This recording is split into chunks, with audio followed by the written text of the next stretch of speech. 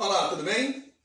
Hoje faremos nossa revisão para o PAS 3, utilizando a avaliação de 2016, do subprograma 2014-2016, Caderno Fantasia. Selecionamos alguns itens para podermos fazer nossa revisão, ok? Vamos começar com o texto, que vai dar suporte para os primeiros itens que vamos resolver. O texto diz o seguinte: assim como eu não quero ser escravo, não quero ser senhor. Entre homens livres não pode haver escolha entre o voto e as armas. Os que preferirem as armas acabarão pagando caro. A verdadeira força dos governantes não está em exércitos ou armas, mas na crença do povo de que eles são claros, francos, verdadeiros e legais.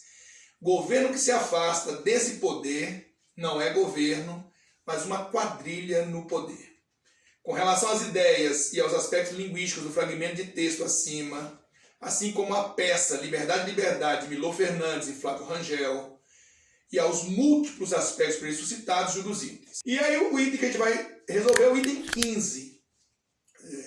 Os sucessivos golpes de Estado em países latino-americanos como Argentina, Brasil, Bolívia, Uruguai e Chile, entre as décadas de 60 e 70 do século passado, que tiveram à frente militares, também atendiam a interesses civis. Militares e civis temiam que a influência cubana pudesse expandir o comunismo pelo continente americano. Bom, pessoal, esse item está corretíssimo, né? Ele está falando de um quadro vivido pela América Latina entre os anos 60 e 70, né? Lembre-se que Cuba se transforma num país socialista, né? Não imediatamente a partir da Revolução de 59, a Revolução Cubana liderada por Fidel Castro, Camilo Cienfuegos, Raul Castro, Che Guevara, né? A princípio, o movimento revolucionário 26 de julho, né? Era um movimento de caráter nacionalista, né? Na verdade, era um movimento que pregava o fim da ampla influência dos Estados Unidos sobre Cuba, porque Cuba naquele momento funcionava assim como uma espécie de playground dos americanos, né? De parque de diversão dos americanos, né? Onde eles tinham jogatinas, exploravam a prostituição, né? E fazia daquilo ali o seu quintal de férias, né?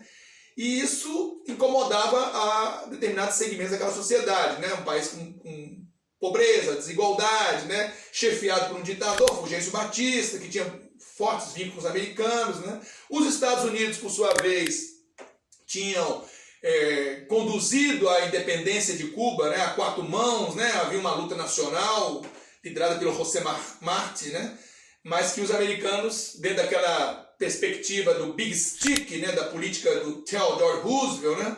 De zelar pelos interesses da América, segurança da América, harmonia da América, né? Caberia aos Estados Unidos esse papel como líderes natos, né? E no momento que isso não era, essa demanda não era atendida, eles poderiam usar a força, o poder de polícia, né? É o famoso corolário Roosevelt, né? Que o Theodore Roosevelt, lá no início do século XX, final do XIX, início do XX, os Estados Unidos estavam com essa visão de expansionismo continental e oceânico, né? E o Theodore Roosevelt, no início do século, se envolveu naquele episódio do Panamá, né? Onde o que hoje você conhece como Panamá era um pedaço da Colômbia, e a Colômbia tentou abrir o canal do Panamá, a obra foi interrompida, a empresa faliu, tamanho número de indenizações que ela teve que fazer às vítimas, as famílias das vítimas na obra, né? E a obra ficou interrompida, e os Estados Unidos se ofereceram para terminar a obra. A Colômbia, o Senado colombiano se reuniu e não aceitou essa proposta, e os Estados Unidos não se convenceram com a negativa colombiana e estimularam a independência do Panamá, né?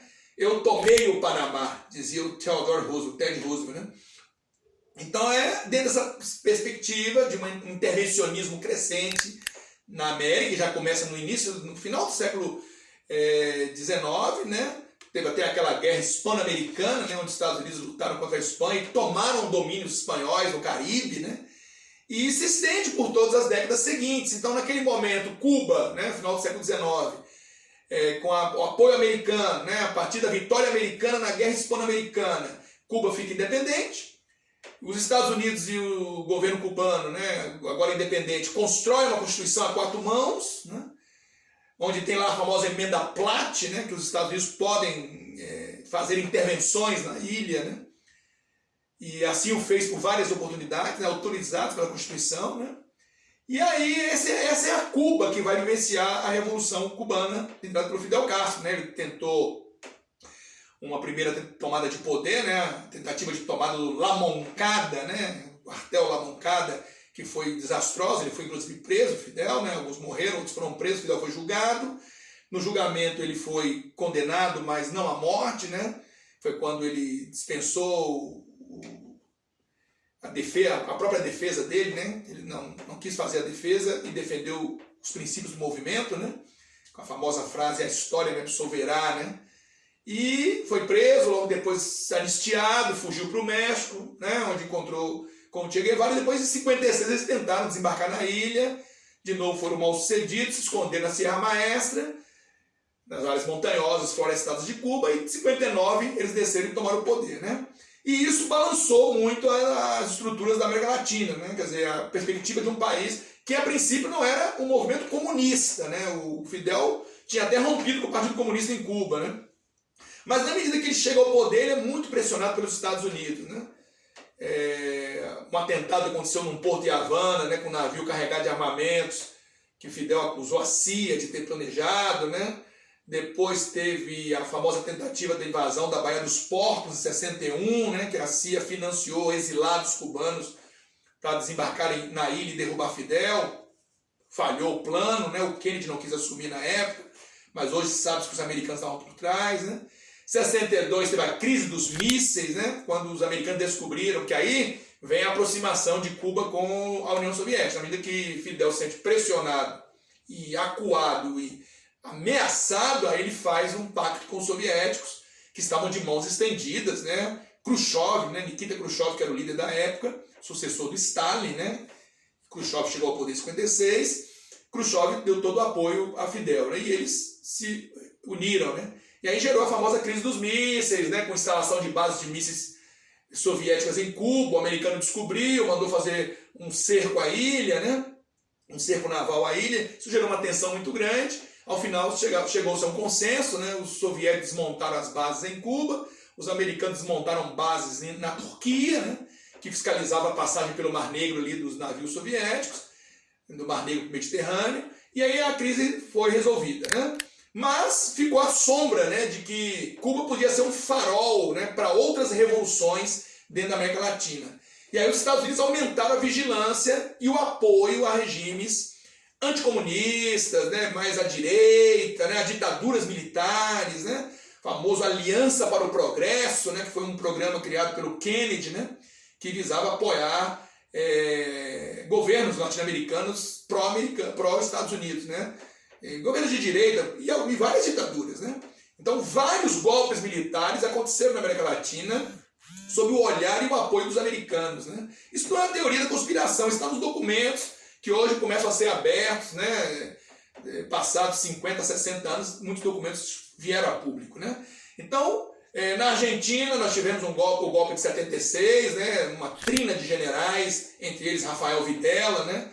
Que tomou o poder na Argentina, né? Nós tivemos no Chile, né, o Salvador Allende, que tinha sido eleito legitimamente pelo voto, né, e passou a nacionalizar setores, entre eles o setor do cobre, né, que é um dos setores mais rentáveis para o Chile, e ele passou a sofrer um boicote, né, de empresários. A CIA financiou greves gerais, paralisia do país, né, e por fim ele foi cercado no Palácio de La Moneda, em Santiago, né, que foi bombardeado pelo exército, chefiado pelo Augusto Pinochet, e ao fim ele se recusava a deixar o palácio, ele se suicida, né, o Salvador Allende, e o Pinochet toma o cargo em 73, isso, e ficará até o início dos anos 90. Na verdade, ele vai se tornar um senador vitalício depois que deixar o cargo de presidente, vai ficar praticamente até o final dos anos 90 no poder, né? Tendo alguma influência, né? Mas oficialmente ele fica até o final dos anos 80 e início dos anos 90 comandando uma das ditaduras mais sangrentas, né? Com tortura, desaparecimento, estupros de mulheres principalmente, né? Então é uma ditadura marcada por muita violência, a ditadura chilena, né? No Uruguai também tivemos ditaduras militares, né? E aí havia grupos que se opunham, como os Tupamaros, né? Grupos pró-comunistas, de guerrilheiros, né? O José Mujica, né? Que foi presidente do Uruguai há alguns anos atrás, foi um ex-Tupamaro, né? Esteve preso por mais de uma década, né? Torturado e tudo mais. Hoje, até pouco tempo, era senador lá, abandonou a carreira política recentemente, né? E a Bolívia também, inclusive, vale lembrar que Che Guevara morre na Bolívia, né? Ele foi, depois do sucesso da Revolução Cubana, ele, por um tempo, foi ministro do governo do Fidel. Ele tinha vontade de espalhar a revolução, né? Ele falava de fazer 1000 Vietnãs aqui na América Latina, né? Esteve um tempo na Rússia, depois na União Soviética, depois passa pelo Congo, na África, e chega até a Bolívia, né?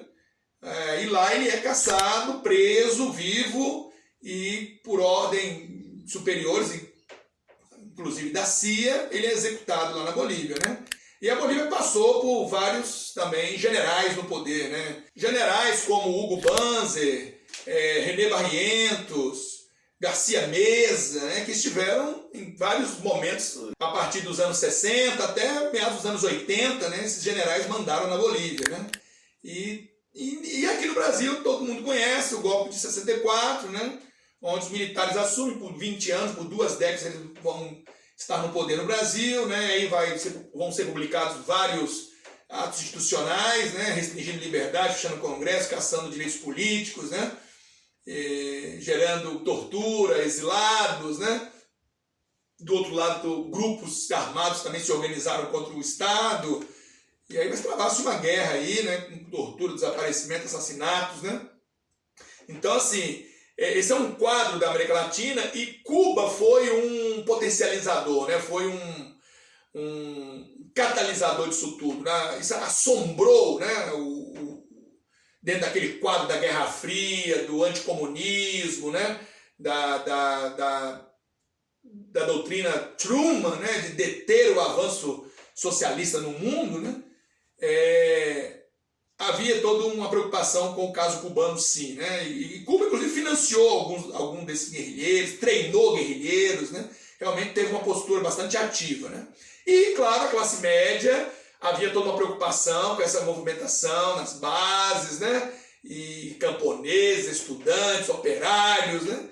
E o medo de uma revolução e da tomada do poder pelas classes mais de base, por fim da propriedade privada, pela estatização dos meios de produção, né? Tudo inspirado no que tinha acontecido lá na União Soviética, no leste europeu, pós-Segunda Guerra, né? Principalmente. Então, havia todo esse contexto realmente, por isso que o item está correto, né? Tranquilo? Vamos para o próximo. Próximo item é o 16. Na luta pela liberdade e democracia, a Revolução dos Cravos, que pôs fim ao regime autoritário salazarista de feições fascistas em Portugal, agiu contraditoriamente no sentido de impedir que as colônias portuguesas na África obtivessem a independência. Errado, né, pessoal? Justamente a Revolução dos Cravos em Portugal gera o fim do regime salazarista, né? O Antônio Salazar estava no poder desde o início da década de 30, né? No final dos anos 60 ele teve um problema de saúde, se afastou, foi substituído pelo Marcelo Caetano, né? que findou se exilando aqui no Brasil, no Rio de Janeiro, né? E era um regime fascista, um regime que não se alinhou aos fascistas na Segunda Guerra, porque Portugal ficou neutra, assim como Franco na Espanha, né? O franquismo e o salazarismo ficaram neutros na Segunda Guerra, né? Mas eram regimes fascistas e de longa duração, né? Franco ficou de 39 até morrer em 75, né? E o regime salazarista durou do início dos anos 30 até a Revolução dos Cravos em 74, né? Que foi uma revolução conduzida pelas mãos do exército, porque esse regime foi se desgastando, se deteriorando, o envolvimento em guerras contra países que estavam tentando sua independência na África, né? Gerou um desgaste dentro de determinados segmentos do exército português, né? E da própria população, né? que se opunha àquele regime, estava já esgotada por aquele regime de décadas, né? E com o enfraquecimento, com a saída do Salazar, né? A chegada do Marcelo Caetano, que já não tem toda a envergadura política que tinha o Salazar, né?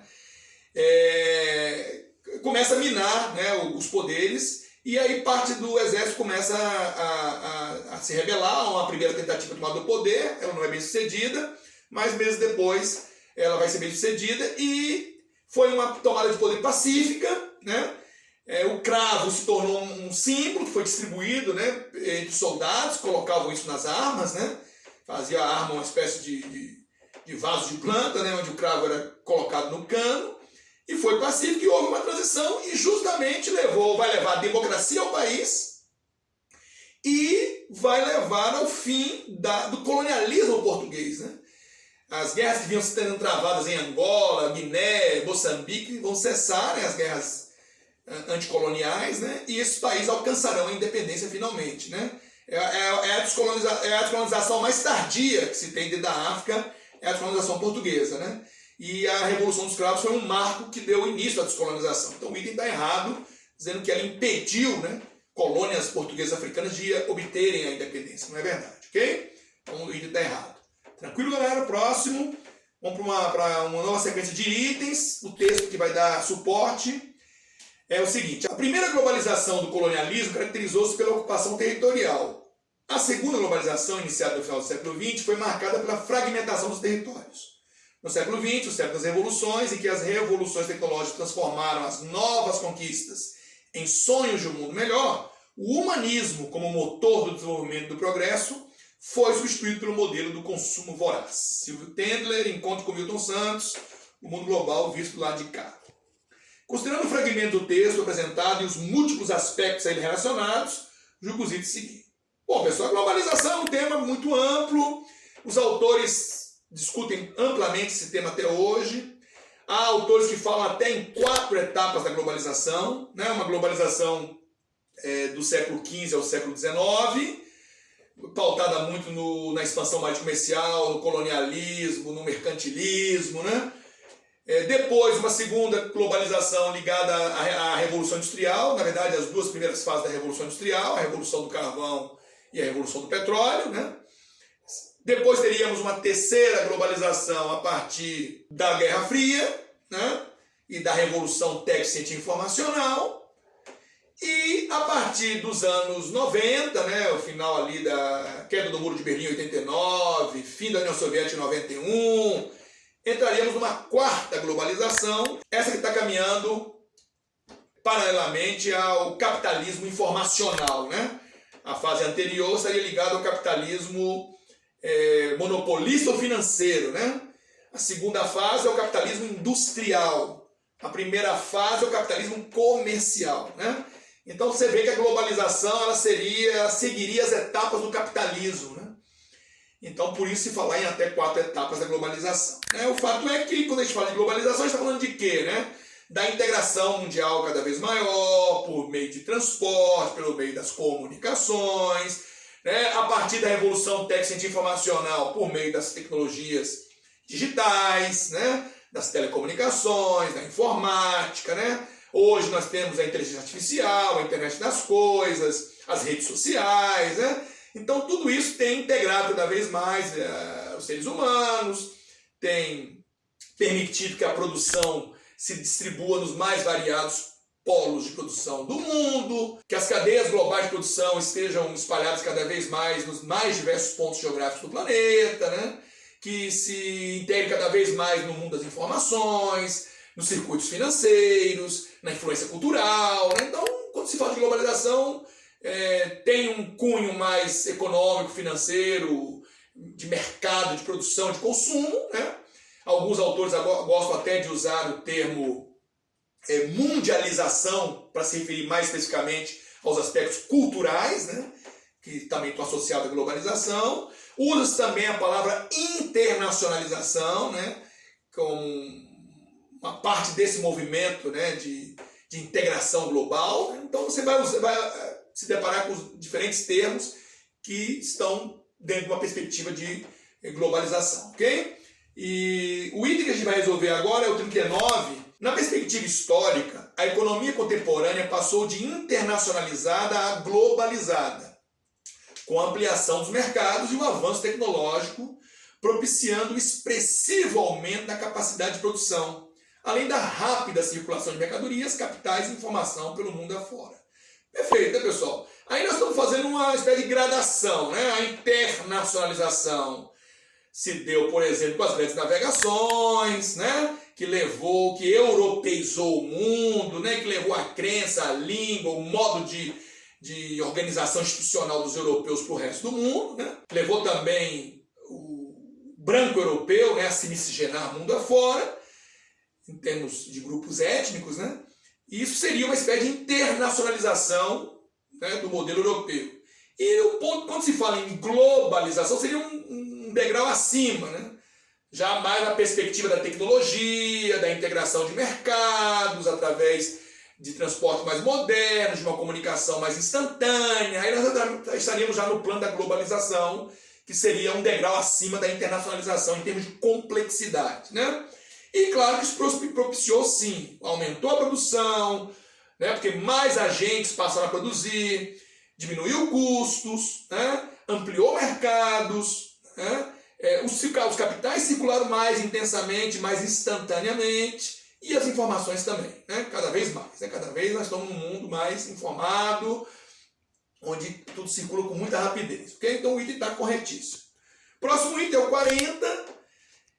Ele diz: os Estados Unidos da América iniciaram o século XX já na condição de primeira economia mundial. Perfeito. Já desde o final do século XIX, os Estados Unidos já tinham alcançado o patamar de primeira economia do planeta, né? Embora o mundo ainda fosse controlado hegemonicamente pelos ingleses, né, em termos de hegemonia, de influência global no campo militar, político, econômico, financeiro, ainda eram os ingleses, né? O império onde o sol não se punha, diziam eles, né?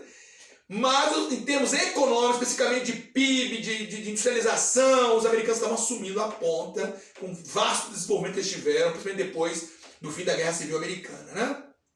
Quando o país se unifica, abole a escravidão, a economia de mercado se expande cada vez mais, o modelo urbano industrial, né? E isso impulsionou imigrantes que chegaram, né, em grandes números, tudo isso impulsionou o crescimento da economia dos Estados Unidos, né? Então o item já começa falando sobre isso e continua. A situação que foi favorecida pelas duas guerras mundiais. Perfeito, a Primeira Guerra e a Segunda Guerra trouxeram muitos dividendos para os Estados Unidos, né? Eles estiveram do lado certo, do lado que venceu, foram credores desses países vencedores, né? Quer dizer, depois tiveram que receber de volta o que emprestaram, e durante a guerra e após a guerra forneceram muito a esses países, né? Isso impulsionou a indústria, os salários nos Estados Unidos, o consumo nos Estados Unidos, né? Impulsionou a classe média. Então, ante o declínio do poderio europeu, indiscutível ao fim do conflito, que derrotou o nazifascismo, os Estados Unidos assumiram a liderança do capitalismo em escala global. Perfeitamente. Quer dizer, os Estados Unidos, que tem 3 etapas de expansionismo, né? Expansionismo interno, que vai da independência no final do século XVIII até o final do XIX, quando eles conquistam o território que você hoje conhece dos Estados Unidos, os 50 estados americanos, né? 48 contínuos, né? 49 o Alasca e o Havaí 50 lá, 50º estado americano, né? Saída para 2 oceanos. Né? Eles saem de 13 colônias ali no leste do país e se estendem até o Pacífico, comprando terras, tomando terras em guerras, pressionando o país a venderem, né? E formam o que você conhece como os Estados Unidos da América. Depois começa o expansionismo continental e oceânico, quando eles lançam-se com as suas garras imperialistas sobre a América Latina e começam a querer dominar rotas oceânicas, tanto no Pacífico como no Atlântico, principalmente no Pacífico, né? Então vão interferir na questão do Canal do Panamá, vão anexar o Havaí, vão lutar mais tarde com o Japão, pelas rotas do Pacífico, né? Hoje travam tensões com a China, no sudeste da Ásia, no mar da China Meridional, né? Então o americano tem essa segunda etapa. E a terceira etapa é o expansionismo global, que se consolida entre as duas guerras e se dá no pós-Segunda Guerra, dentro do contexto da Guerra Fria. Aí ele se torna a potência hegemônica global capitalista, né? Só que terá diante de si os soviéticos também lutando por um lugar ao sol ali, e aí vem o esquema da Guerra Fria que a gente vai falar depois, ok? Item 41. O item 41 diz o seguinte, pessoal: o modelo de Estado neoliberal do final do século XX, que defende a livre iniciativa e a mínima ou nenhuma intervenção do Estado na economia, substituiu o estado de bem-estar social, dominante nos países desenvolvidos após as duas grandes guerras mundiais. Pessoal, o modelo neoliberal é um modelo que foi construído ali na década de 80, o famoso Consenso de Washington, né? Que teve o governo Reagan como um governo que adotou esse discurso, esse modelo, essa doutrina, a Margaret Thatcher na Inglaterra, né? O Augusto Pinochet aqui no Chile, né? E é um modelo que prega o quê? O Estado mínimo, a privatização, a abertura da economia, a desregulamentação da economia, né? Porque eles dizem que a economia tem que estar mais livre para ser mais competitiva, para receber capitais, com menos intervenção do Estado, né? E claro que esse modelo se opõe ao modelo que se consagrou muito no pós-Segunda Guerra, que é o modelo do bem-estar social, o welfare state, né? Ou Estado do bem-estar social, que por sua vez o pontapé inicial foi dado lá nos anos 30, quando veio a crise de 29, a depressão dos anos 30, né? Nos Estados Unidos, o New Deal, aplicado lá pelo Franklin Delano Roosevelt, era um modelo keynesiano, né? Capitalismo keynesiano chama, baseado nas teorias do John Maynard Keynes, né? O britânico lá, economista, que defendia a intervenção do Estado, principalmente em momentos de crise profunda. Antes da crise de 29, nós vivíamos no modelo liberal, né? E esse modelo liberal naufraga na crise de 29. Aí vem o modelo keynesiano, que no pós-Segunda Guerra, principalmente na Europa, inaugura o tal do Estado do Bem-Estar Social, o Welfare State, né? Que é justamente uma forma que a Europa ocidental, capitalista, destruída pela guerra, tem de dar uma resposta ao avanço do comunismo, mais precisamente do socialismo, no leste da Europa, a partir do avanço soviético contra os nazistas, né? A União Soviética tornou aquele leste europeu, Polônia, Hungria, Tchecoslováquia, Romênia, Bulgária, aquela região toda se transformou em satélite soviético sob o regime de partido único, né? Socialista. E isso era uma espécie de farol sobre o resto da Europa, né? Quer dizer, aquela parte estava sendo reconstruída da guerra pela mão do Estado, né? E aí a forma que o Ocidente teve de se contrapor a tudo isso e impedir a expansão desse ideal era ter um Estado forte que também ajudasse a reconstruir nas bases capitalistas. E aí nasce o Welfare State, que cria uma rede de proteção social através de arrecadação de impostos, né? Mas cria serviços públicos de qualidade, infraestrutura de qualidade, seguridade social, né? Só que esse modelo tem sido questionado, porque com o fim da Guerra Fria e o envelhecimento da Europa, começa a questionar esse modelo, né? Que é um modelo caro, né? E aí há toda uma pressão para diminuir o papel do Estado e aumentar o papel do mercado, né? Então, o modelo neoliberal vai tomando lugar do modelo do welfare state, do Estado do bem-estar. O item foi gabaritado correto, né, pela UNB. Há uma certa divergência em alguns gabaritos, você vai poder encontrar isso, em função de que, como ele diz, substituir o Estado do bem-estar social, né, alguns não concordam com... Ele é muito terminativo, né, quer dizer, substituiu, quer dizer, é como se o Estado do bem-estar social tivesse terminado e dado lugar ao modelo neoliberal. E não é bem assim, né? Quer dizer, o Estado do bem-estar social tem perdido sustentação, sim. Né? Então, por isso que gerou essa divergência nos gabaritos que você pode encontrar. Mas o gabarito da UNB considerou que é isso mesmo. Que ele substituiu, né? Se não plenamente, mas parcialmente, esse Estado do bem-estar social. E vem substituindo. Lembre-se que com a crise de 2008, a crise do subprime americano, voltou-se a debater a intervenção estatal para salvar a economia, né? O neo-keynesianismo da era Obama, né? Então, esse tema é recorrente, né? Mas o gabarito que se deu a esse item foi correto pela UNB, tá? É como o item anterior que nós discutimos, né? A UNB considerou aquele item correto. Você pode encontrar alguma divergência, mas eu estou trabalhando com o gabarito oficial da UNB, ok? Então, correto o item 41. Próximo item, item 42... Né? Ele diz: a segunda globalização produziu territórios fragmentados, com cidades, que além de serem lugares de encontro e construção da cidadania, apresentam inúmeras possibilidades de politização, trabalho, consumo, cultura, caracterizando um lugar pleno de sentidos e oportunidades de inclusão social e política. Pessoal, de acordo com o que está anunciado, o que ele chama de segunda globalização, né, que a gente vai se basear no que está anunciado, o item poderia estar correto, com exceção do final, né? Porque quando ele diz que as cidades, né, se transformaram, se caracterizam por ser um lugar, né, pleno de sentidos e oportunidades de inclusão social e política, se é pleno, é para todos, né? E, na verdade, há muita exclusão na cidade, principalmente nos países periféricos, né? Tanto do ponto de vista social como político, né? Então, o item se tornaria errado por esse pleno, né? Quer dizer, a construção dele como um todo estava indo muito bem, mas nesse lugar pleno de oportunidades de inclusão social, ele falha aí, porque as desigualdades do mundo são crescentes, né? A acumulação de riqueza na mão de cada vez menos pessoas é crescente, ok? Então, o item estaria errado.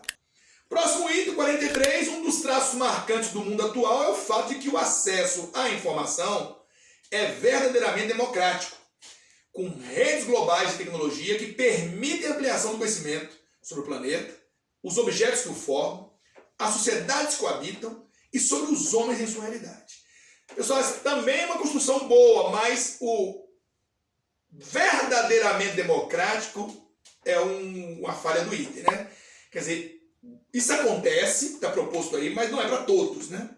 Há comunidades que não têm acesso à eletricidade, portanto não têm acesso à internet e nem ao computador, né? Por falta de infraestrutura. Há comunidades muito excluídas, que são muito pobres, né? Então não estão tendo acesso a esses meios.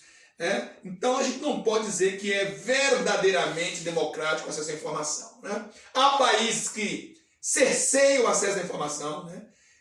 Agora em Mianmar mesmo, com o golpe, eles estão cortando o acesso à internet. Os chineses filtram o Google, né? Criaram uma rede social, né? um Facebook do Estado chinês. Né? Então, assim, seja por falta de recursos, seja por questões políticas de restrição à informação, né? Você não tem esse verdadeiro acesso democrático à informação em todo mundo, né? Então isso torna o item errado, ok? Bom, o próximo item, ele é um item que tem um enunciado, tem um texto, né? Que fala sobre a questão da luta de classes, né? Perversa luta de classe, nem sempre o povo vê que pobres trabalhadores só querem mesmo viver, enquanto que a burguesia luta para manter o poder. Mas essa luta traz guerras, as guerras transformam. Se ideias novas triunfam, chama-se revolução. Sendo as conservadoras, chama-se manutenção. A história da humanidade teve pouca alteração. Sempre dividida em classes, tinha o servo e o barão. O homem livre e escravo, hoje operário e patrão. Os patrícios e plebeus, escravos e cavalheiros, tinham na Idade Média os mestres e companheiros. Vassalos, sendo aos senhores, submissos verdadeiros. Na nova sociedade, não acaba antagonismo, diminui os segmentos. Nas leis do capitalismo, concentrando o capital, cresce o individualismo. Antônio Queiroz de França, Manifesto Comunista em Cordel. E aí, o item que nos cabe aí é o 48. Em um contexto em que predominam as leis do capitalismo, empresas transnacionais se instalam em diversos países. Perfeito, esse é o papel da transnacional, né? Estabelecendo relações de exploração da mão de obra, mais barata que nos países de origem, recursos e mercados locais, e dando origem a uma divisão territorial do trabalho, né? Com suas matrizes instaladas em países ricos, com as filiais ao redor do planeta, que abastecem a matriz com parte dos seus lucros e são dependentes das inovações vindas de suas sedes. Perfeito, aí dá uma descrição do que fazem as transnacionais, né? Elas se espalham pelo mundo, buscando custos operacionais, custos de produção menores, né? Com leis ambientais mais frágeis, com leis trabalhistas menos exigentes, né? E com isso elas aumentam sua margem de lucro, né? Ampliam seus mercados, né? Se aproximam muitas vezes de recursos mais em conta, né? Produzem e poluem nesses outros lugares, né? Deixam lá um custo ambiental às vezes elevado, e se aproveitando dos meios de circulação cada vez mais dinâmicos, rápidos e eficientes, dos meios de comunicação que mantêm o contato mundial cada vez mais instantâneo, né? e elas se lucram, remetem lucros para a matriz, e a matriz se encarrega cada vez mais de quê? Da inovação, do marketing, da pesquisa, né? De tornar aquela marca cada vez mais forte e influente. Mas a produção está cada vez mais nos países periféricos, né? Principalmente aquela que depende de trabalho braçal.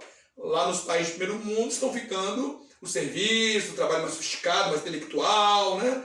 O capital financeiro, né? E a produção está nessas bases mais periferizadas do mundo com menores custos, ok? A China tem feito muito esse papel, o sudeste da Ásia, né? Então essa é uma circunstância que traduz bem o papel das transnacionais, ok? Com isso a gente encerra a resolução dessa prova, né? E daremos sequência em outras aulas. Um grande abraço. Como a produção do iPhone explica a globalização? Uma das principais características da globalização é o envolvimento de trabalhadores de vários países no processo de fabricação de um produto. Em busca de vantagens competitivas, as multinacionais sediadas nos países desenvolvidos distribuem as etapas da cadeia de produção por diversas partes do planeta. Para entender melhor como este processo funciona, vamos ver como é fabricado o iPhone. O smartphone da Apple foi desenvolvido na Califórnia, nos Estados Unidos. Na sede da empresa trabalham profissionais como engenheiros, designers e programadores, responsáveis pelo projeto e aprimoramento do produto. A operação de criação do iPhone está toda concentrada nos Estados Unidos, mas o smartphone é feito com matérias-primas obtidas em outros países, principalmente na África. Componentes minerais como tântalo, tungstênio e estanho são extraídos de nações pobres, como a República Democrática do Congo. Essas matérias-primas são utilizadas para fabricar os diversos componentes que fazem parte do iPhone, como processadores, telas, câmeras e bateria. Mas a produção desses componentes é feita longe da África, em países como Alemanha, China, Taiwan, Coreia do Sul e Singapura. Já o processo de montagem do iPhone, etapa em que todos esses componentes são integrados ao smartphone, é concentrado na empresa Foxconn na China. Mas por que a Apple prefere montar o iPhone na China e não nos Estados Unidos? A principal razão é que os chineses dispõem de mão de obra mais barata e uma legislação trabalhista que permite jornadas de trabalho mais extensas. Isso diminui consideravelmente os custos de produção do smartphone. Após ser montado, testado e embalado na China, o iPhone está pronto para ser enviado aos pontos de distribuição em todo o mundo. Esta última etapa fecha um complexo ciclo de produção típico do mundo globalizado. O processo envolve trabalhadores com baixa remuneração em diversas partes do planeta, cria menos empregos no país onde está sediada a multinacional e potencializa o faturamento da empresa que desenvolveu o produto.